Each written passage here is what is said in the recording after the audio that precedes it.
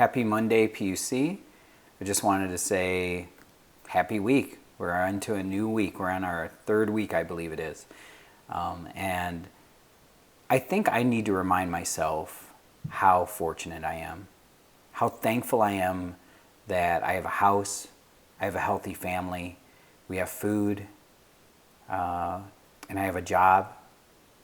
And I think that's important for me to continually remind myself, because there are times where I get frustrated. There are times where I'm frustrated to just sit in front of a screen most days. There are times that I'm frustrated when I go to the grocery store.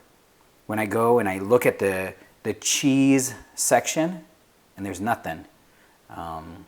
Sorry, vegans, but I like cheese. And the same thing with eggs, nothing. My kids are very frustrated that we go where the ramen is, nothing. We are very not healthy eaters. We're healthy. But, you know, there's been great things that we've seen in humanity, especially with the health care workers, with people that are going every day to the store to work, with people taking care of each other. It's beautiful. But also we've seen maybe the little shady part of humanity, that where people will hoard. They'll hoard. I mean, when we heard about people hoarding toilet paper, and where other people were running out because of the actions of others who had hoarded. There are some people that have cared more about themselves than for others. And it really reminds me of the story that is very familiar. If you grew up in church, if you know Christianity at all, or Judaism at all, you know this story because it's very elementary. It's very original in the first part of Genesis. And you see that there are these two brothers, these twin brothers, it's believed, and Cain's the older of the two, but these two brothers who one's offering is accepted before the Lord. The Lord accepts it, and the other one isn't. And there's speculation over why it wasn't accepted, but what we do know is that there's something that happens, there's a rift that's there, and Cain, the elder, decides to take the life of the younger, Abel. And the Lord finally confronts him. And he says, "Where is your brother Abel?" And he says, "I don't know," he replied. "Am I my brother's shomer? Am I my brother's keeper?" Now you realize sort of the irony of this is the shomer is used a couple of times. And later on, shomer is used like when it's concerning David, and in 1 Kings chapter 17, it's the keeper of the sheep. So he's saying, am I the shomer, the shepherd?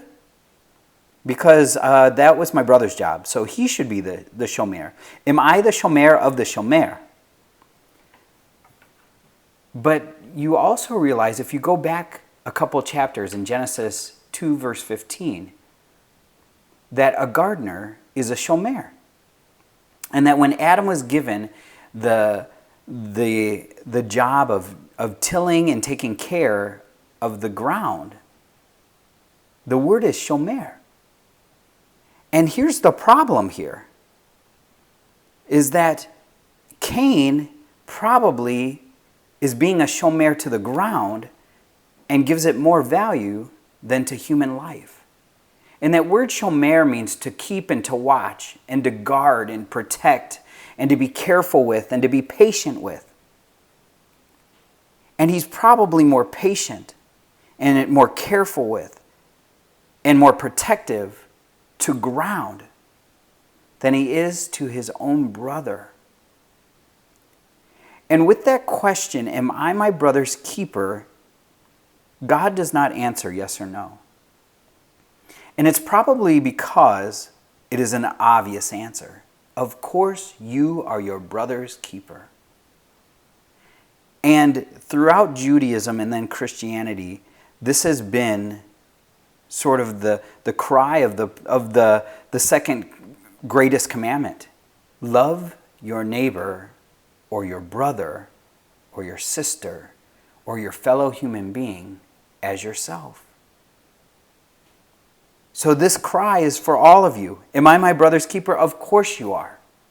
So that is my challenge to you. In this day and age of hoarding and where we need to survive, my challenge to you is, how are you being your brother's keeper? The one who keeps and watches, is careful with, protects, and guards. How are you taking care of the ones that are around you? And maybe not physically, but even virtually. How are you being your brother's keeper? I hope you have a good rest of this week, and I hope that you find at least one way that you can be a keeper of your brother.